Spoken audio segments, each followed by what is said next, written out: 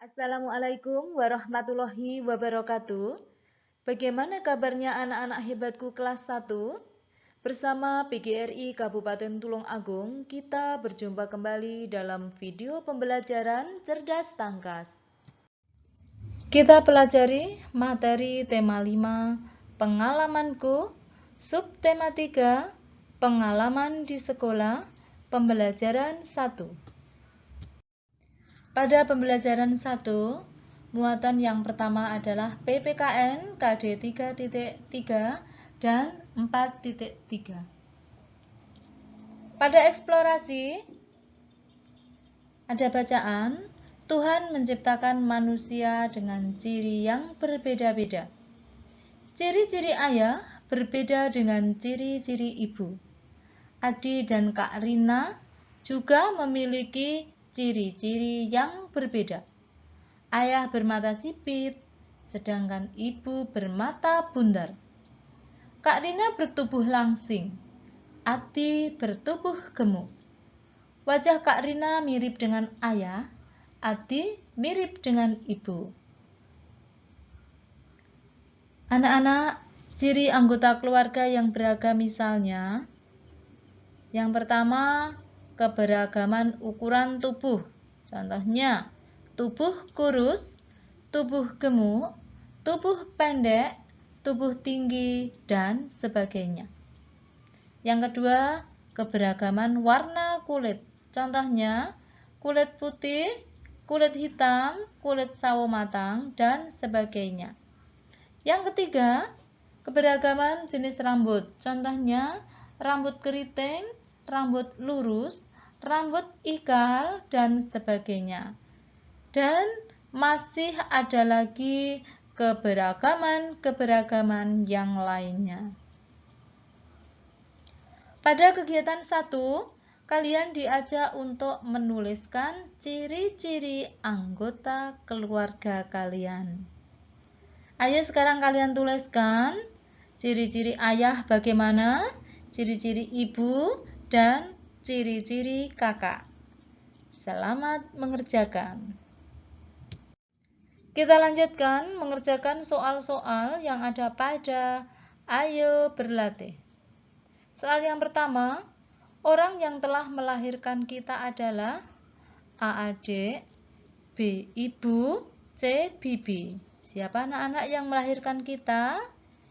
Iya, ibu. 2. Kak Rina bertubuh kurus. Sebaliknya, Adi bertubuh gemuk. Iya, jadi kebalikannya. Kebalikan kurus adalah gemuk. Yang nomor 3, masing-masing orang mempunyai ciri yang gimana anak-anak? Iya, mempunyai ciri yang berbeda. 4, kakaknya mempunyai rambut lurus, tetapi adiknya mempunyai rambut keriting. Yang kelima, apakah yang kita lakukan bila ciri-ciri fisik teman tidak sama dengan kita? Bagaimana anak-anak sikap kita? Iya, meskipun teman memiliki ciri-ciri fisik yang berbeda atau tidak sama, kita harus tetap saling menghargai, saling menghormati, dan hidup rukun. Kita lanjutkan muatan yang kedua adalah SPDB KD 3.1 dan 4.1. Pada eksplorasi, kita membahas tentang membuat lempung terigu. Anak-anak tahu bahwa lempung terigu itu bisa digunakan untuk membuat berbagai bentuk. Sekarang kita pelajari cara membuat lempung terigu. Yang pertama adalah larutkan 100 gram garam dengan sedikit air hangat. Kedua, tambahkan pewarna makanan. Ketiga, tambahkan 1 sendok makan minyak goreng. Yang keempat, aduk rata bahan-bahan tersebut. Dan yang kelima atau yang terakhir adalah tambahkan 200 gram tepung terigu sampai adonan siap dibentuk. Jadi, lempung terigu dapat dibentuk menjadi berbagai macam karya 3 dimensi. Contohnya, bentuk bunga, bentuk mobil, bentuk hewan, dan lain-lain. Oh iya anak-anak, tadi disebutkan tentang karya 3 dimensi. Kira-kira siapa yang tahu apa itu karya 3 dimensi? Iya. Jadi karya 3 dimensi adalah karya yang dapat dilihat dari berbagai arah. Karya 3 dimensi dapat dibuat dengan menggunakan benda lunak seperti lempung terigu, tanah liat, plastisin, dan sebagainya. Anak-anak, tadi kalian sudah memahami langkah-langkah membuat lempung terigu. Nah, kalau kalian sudah membuat lempung terigu, sekarang pada kegiatan 2 ini, kalian diajak untuk berlatih membuat berbagai bentuk dari tepung terigu. Iya, kita lanjutkan.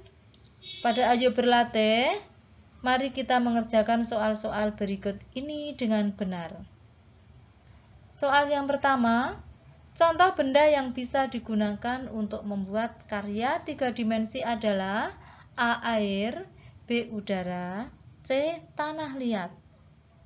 Apa anak-anak yang bisa dibuat? Iya, jadi benda yang bisa digunakan untuk membuat karya 3 dimensi adalah tanah liat. 2. Ciri karya 3 dimensi adalah dapat dilihat dari mana? Dari berbagai arah. 3. Bila ditambahi pewarna merah, lempung terigu berubah menjadi warna merah. Iya, jadi menyesuaikan warna yang diberikan ke lempung terigu. Soal nomor 4. Lempung terigu bisa dibuat menjadi berbagai bentuk. Contohnya saja bentuk mobil, bentuk hewan, bentuk buah, dan sebagainya. Nomor 5. Bahan-bahan apa sajakah yang digunakan untuk membuat lempung terigu? Nah, sekarang kalian diminta untuk menyebutkan. Kira-kira apa anak-anak bahannya? Iya, bahannya adalah yang pertama garam, kemudian pewarna makanan, kemudian apa lagi? Minyak goreng, kemudian tepung terigu, dan air hangat. Kita lanjutkan muatan bahasa Indonesia KD 3.8 dan 4.8. Bacaan pada eksplorasi. Adi dan teman-teman sedang bermain di halaman sekolah. Mereka bermain bersama saat jam istirahat. Adi mengajak Farhan dan Dino bermain kelereng. Nah, itu ada percakapan anak-anak. Coba kalian baca percakapan antara Adi kepada Farhan dan Dino. Kalau sudah kalian baca, kemudian kalian perhatikan. Sekarang kalian temukan kata ajakan pada cerita tersebut. Kalimat yang bersifat mengajak disebut kalimat ajakan. Kegunaan kalimat ajakan adalah untuk mengajak seseorang mengerjakan sesuatu. Contoh kata yang digunakan untuk mengajak misalnya mari, yuk, dan ayo.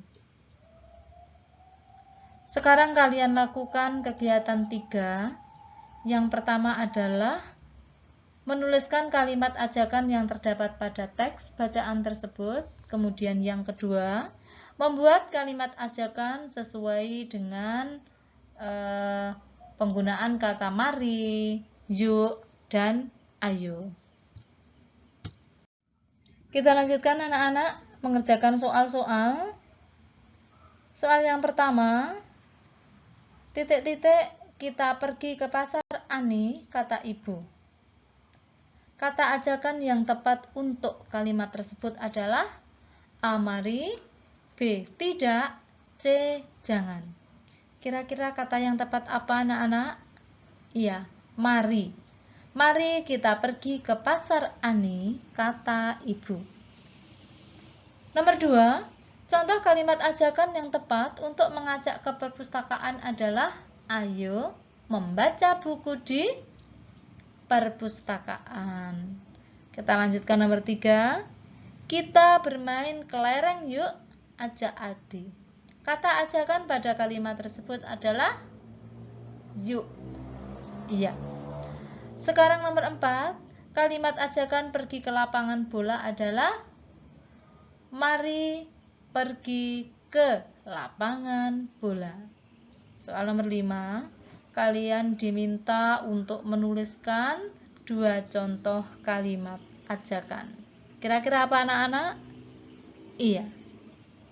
Ayo kita berangkat sekolah. Contoh yang lain? Mari kita belajar bersama-sama. Demikian tadi materi pembelajaran 1. Terima kasih atas perhatiannya. Sampai jumpa di video pembelajaran selanjutnya. Jangan lupa like, komen, share, dan subscribe.